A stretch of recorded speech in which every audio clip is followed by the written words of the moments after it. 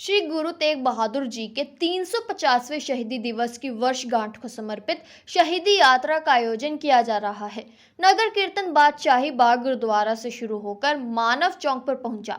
इस मौके पर राज्यसभा सांसद कार्तिक शर्मा मौजूद रहे और पालकी साहिब पर माथा टेक आशीर्वाद लिया और इस दौरान प्रसाद वितरण कर सेवा भी की। सांसद कार्तिक शर्मा ने कहा, श्री गुरु तेग बहादुर जी के जीवन से सभी को प्रेरणा लेनी चाहिए। उन्होंने कहा, गुरु जी ने बुराई के खिलाफ लड़ाई लड़ी, वे उन्हें नमन करते हैं। उन्होंने बताया, प्रधानमंत्री नरेंद्र मोदी भी नगर कीर्तन में शामिल होने हरियाणा आ रहे हैं। उन्होंने हमेशा बढ़ चढ़कर इस तरह के कार्यक्रम में हिस्सा लिया है। देखिए, आज यह दिन एक बहुत ही महत्वपूर्ण दिन है जब हम श्री गुरु तेग बहादुर जी की का 350वां शहीदी दिवस मना रहे हैं और ये पूरे देश में इसी भावना के साथ मनाया जाता है और ख़ासकर अम्बाला में और पूरे प्रदेश में भी हमारे। और हमें जो उनकी कुर्बानी है, उनके साथ जो लोग जुड़े हुए थे, उनके अनुयायी थे, जैसे भाई सतीदास, भाई मतीदास और जितने लोगों ने उन्होंने जो कुर्बानी दी है धर्म के लिए, देश के लिए, वो आज भी हमारे लिए प्रेरणा का स्रोत है और हमें उनसे सीखना चाहिए, युवा पीढ़ी को सीखना चाहिए।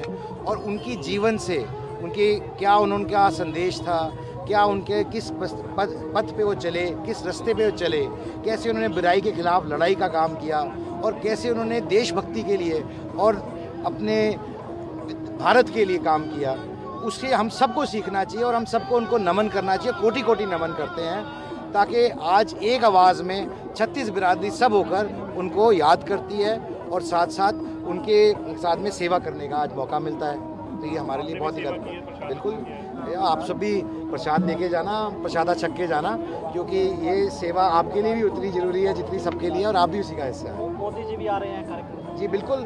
देखिए, प्रधानमंत्री जी का हमेशा से एक पूरे सिख समाज के लिए एक बहुत ही विशेष आदर, सम्मान, सत्कार और प्रेम रहा है और उन्होंने जब भी ये मौका आया है उन्होंने बढ़ चढ़ के हिस्सा लेने का काम किया है। और आज भी ऐसा मौका है, उनसे प्रेरणा लेते हुए और श्री गुरु तेग बहादुर जी से प्रेरणा लेते हुए हम सेवा कर रहे हैं। और हम चाहता हूं कि अगली पीढ़ी भी उनसे ऐसी ही प्रेरणा लेते हुए आगे बढ़े और उनके जीवन से सीखते हुए आगे बढ़े, अपने जीवन का अनुसरण करे, अपने जीवन को जिए, क्योंकि वो शिक्षा हमारे लिए बहुत ही अनमूल्य शिक्षा है। बिहार में एनडीए की सरकार बनने जा रही है और 10वीं बार नीतीश कुमार मुख्यमंत्री का पद संभालने जा रहे हैं। इस पर जवाब देते हुए सांसद कार्तिक शर्मा ने कहा कि बिहार की जनता ने एक मुश्त विपक्ष को जवाब दिया है और नरेंद्र मोदी में आस्था व्यक्त की है। नीतीश कुमार 10वीं बार मुख्यमंत्री बनने जा रहे हैं, इसके लिए वे नीतीश कुमार को बधाई देते हैं।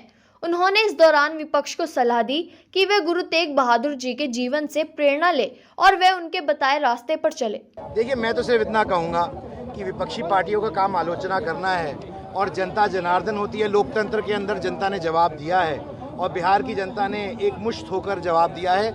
माननीय नरेंद्र मोदी जी के अंदर अपनी आस्था व्यक्त की है और 10वीं बार वहाँ के मुख्यमंत्री श्री नीतीश कुमार जी बनने जा रहे हैं। मैं आपके माध्यम से उनको बहुत बहुत बधाई देता हूँ, लेकिन साथ साथ मैं जो विपक्षी पार्टी है उनको भी एक संदेशा देना चाहता हूँ। आज श्री गुरु तेग बहादुर जी का आज पावन दिन है और उनकी याद में आज उनसे हमें एक शिक्षा लेनी चाहिए कि हमें उनके लिए दिखाए रास्ते पे करना चाहिए।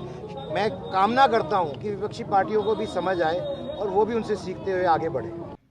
पंजाब के मुख्यमंत्री द्वारा गृह मंत्री अमित शाह के समक्ष चंडीगढ़ पर दावा करने पर सांसद कार्तिक शर्मा ने जवाब देते हुए इस दावे को गलत बताया और कहा, चंडीगढ़ हरियाणा का भी हक है, उन्हें ऐसी बात नहीं करनी चाहिए। कार्तिक शर्मा ने कहा, चंडीगढ़ साझा है। देखिए, मैं समझता हूँ कि ये ऐसी बातें नहीं करनी चाहिए, वो भी एक सूबे के मुखिया को, क्योंकि चंडीगढ़ पे हक हरियाणा का भी उतना है जितना पंजाब का है और चंडीगढ़ साझा है, वो यूनियन टेरिटरी है और जो व्यवस्था बनी हुई है वो व्यवस्था किसी कारण से बनी हुई है। और ये मैं कहना कि किसी एक का है दूसरे का नहीं है, ये अनुचित है, दोनों का है। चंडीगढ़ पे हक हमारा भी उतना है जितना पंजाब का है और पंजाब भी हमारा भाई है, तो हम पंजाब को भी अलग नहीं मानते हैं। तो जो भावना हरियाणा की है वैसी भावना पंजाब को भी होनी रखनी चाहिए।